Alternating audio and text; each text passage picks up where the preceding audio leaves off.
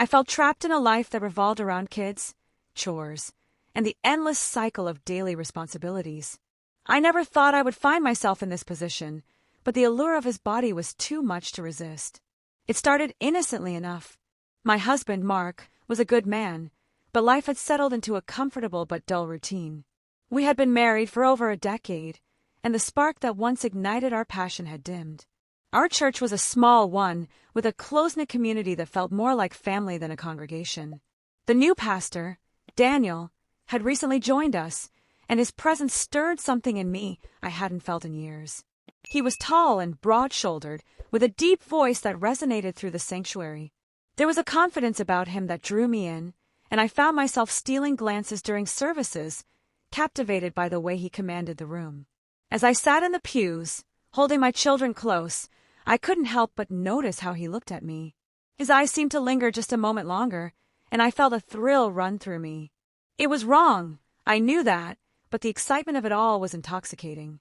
I was a devoted wife, yet I found myself daydreaming about him, imagining what it would be like to be held in his strong arms. It was during a church event that things began to change. I volunteered to help set up for a charity dinner, and Daniel was there, too. As we arranged tables, he joked and laughed, making me feel special and alive. I could feel the tension in the air, an unspoken connection that simmered just beneath the surface. My heart raced every time he brushed against me, and I knew I was crossing a line. "Are you okay?" he asked, his voice low and smooth as he caught my gaze. I felt a thrill of heat rush to my cheeks. "Yeah, just a little tired," I stammered, trying to hide my feelings.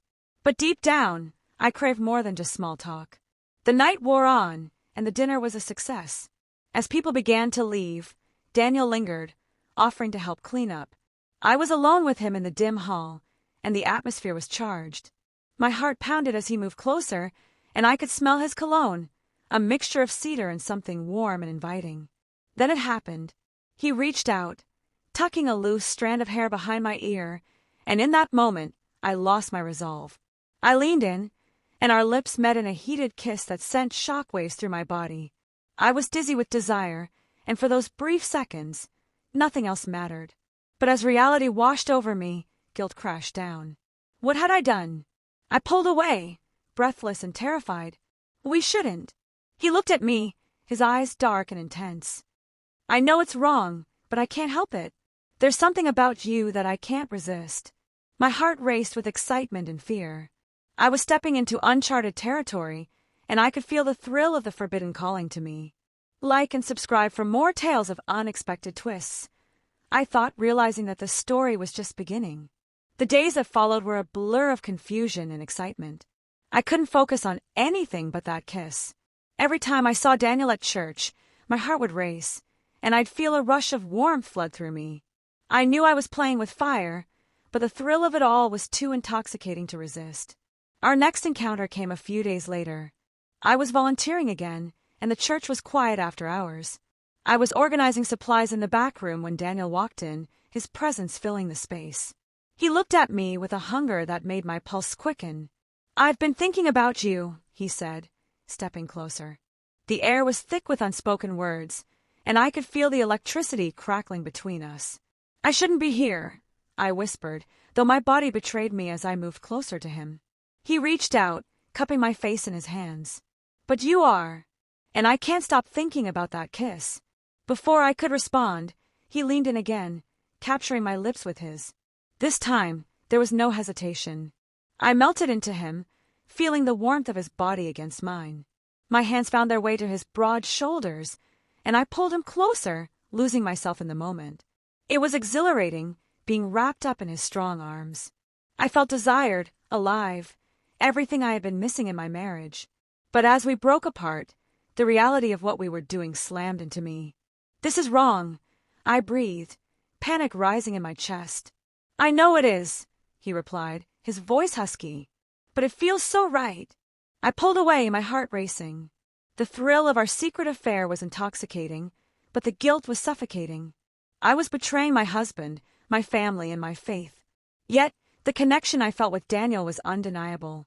As the weeks passed, our meetings became more frequent. We found secret places to meet, moments stolen between the demands of our lives. Each encounter deepened my feelings for him, and I was caught in a whirlwind of desire and guilt. The tension at home grew. Mark sensed something was off, but I brushed off his concerns with excuses. I could see the worry in his eyes, but I was too lost in my own world to care. I craved the excitement Daniel brought into my life, the way he made me feel like I was more than just a wife and mother. But I also knew that secrets had a way of unraveling. It was only a matter of time before someone noticed. My heart raced at the thought, but the thrill of our affair kept me going. Share your thoughts and subscribe for more stories of passion and intrigue, I reminded myself. As the affair blossomed, so did my feelings for Daniel. Each meeting became a mix of passion and emotional connection. I was falling for him in a way I had never anticipated. Our conversations were deep and meaningful, and I found solace in his understanding. One evening, we met at a secluded park after dark. The moonlight cast a soft glow on us as we walked hand in hand, the world around us fading away. "You make me feel alive," I admitted, my voice barely above a whisper. He turned to me, his expression serious. "You deserve to feel that way. You're so much more than just a wife." Those words sent shivers down my spine. I craved validation, and he gave it to me in spades. We found a quiet spot, and his lips met mine with an urgency that left me breathless. As we kissed, I felt a sense of freedom. In his arms, I was no longer a mother or a wife, I was just me. But the thrill of our secret life came with risks. I became hyper-aware of my surroundings, constantly scanning for prying eyes. The fear of discovery added to the excitement, but it also weighed heavily on my conscience. I was betraying my family, and the guilt gnawed at me. At home, Mark grew more distant. He tried to engage with me, but I was lost in my own world, consumed by my affair. Our conversations felt forced, and I could see the hurt in his eyes. I was living a double life, and the strain was beginning to show. One night, after a particularly passionate encounter with Daniel, I returned home late. Mark was waiting for me, concern etched on his face. "Where have you been?" he asked, his voice tight. "I was out with friends." I lied, guilt flooding my chest. I could see the doubt in his eyes, but I brushed it off, desperate to keep my secret safe. Yet, the tension was palpable. I began to feel as though I was walking a tightrope, balancing my desire for Daniel with the love I had for Mark. I could sense that our lives were on a collision course, and I was terrified of the impact. The day I feared most finally arrived. It was a Sunday, and I was at church, feeling the weight of my secret pressing down on me. I had managed to keep my double life hidden, but the tension was unbearable. As Daniel delivered his sermon, I couldn't shake the feeling that someone was watching me. After the service, as I mingled with the congregation, I overheard whispers. "Did you see the way she looks at him?" one woman said, her voice dripping with judgment. My heart raced as I realized the danger of our affair was becoming too real. Later that week, I was caught off guard when my friend Lisa approached me. "I need to talk to you," she said, her expression serious. We stepped outside, and the cool air hit my flushed cheeks. "Are you okay? You seem different," she probed, her eyes narrowing as she searched my face. I felt my stomach drop. "I'm fine, just busy with the kids and church," I replied, trying to sound casual. She wasn't convinced. "I know something's going on. You can tell me you know that, right?" In that moment, I felt exposed. I wanted to confide in her, to share the whirlwind of emotions I was experiencing, but the fear of judgment held me back.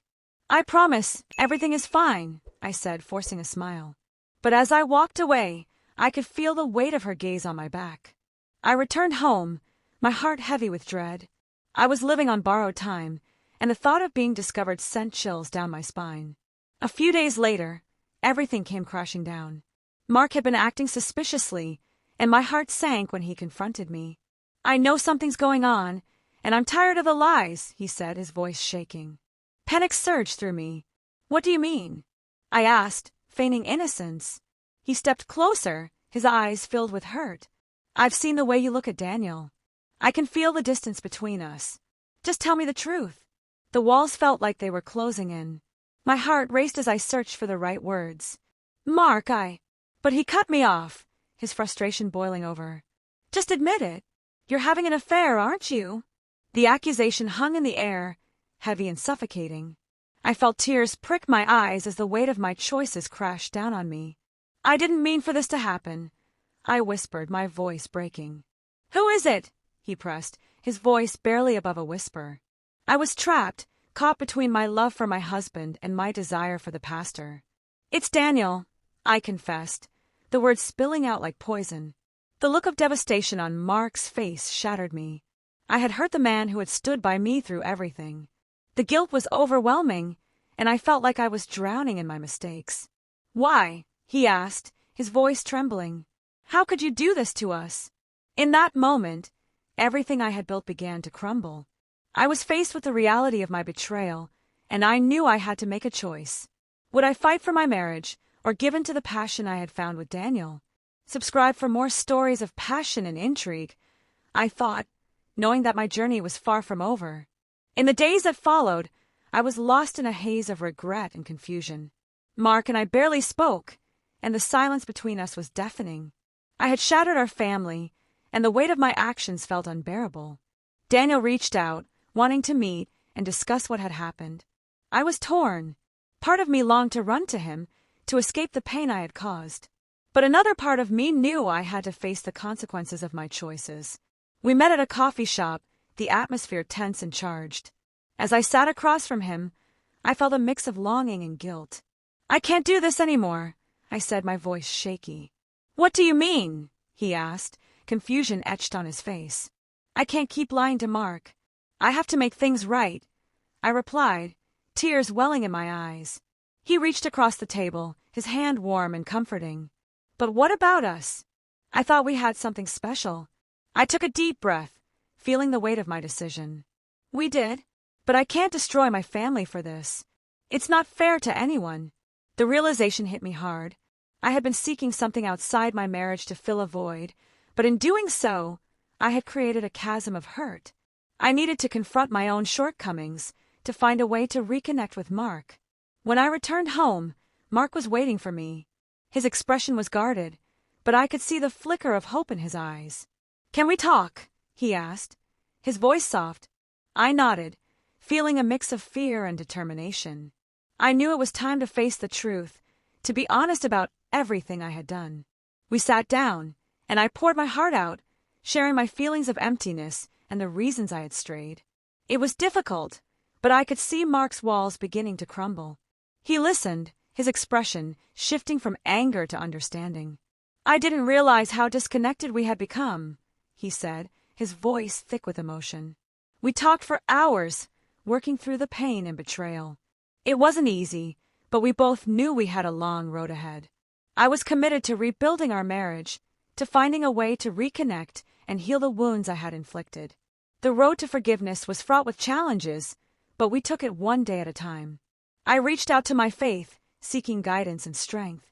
I realized that love wasn't just about passion, it was about commitment, trust, and the willingness to fight for what truly mattered. As I reflected on my journey, I knew that I had learned valuable lessons about love, temptation, and the complexities of human relationships. I had faced the consequences of my choices, but I was determined to make things right. And as I closed this chapter of my life, I couldn't help but think of a story still waiting to be told. Like and subscribe for more dramatic tales, I thought, knowing that life was full of unexpected twists and turns.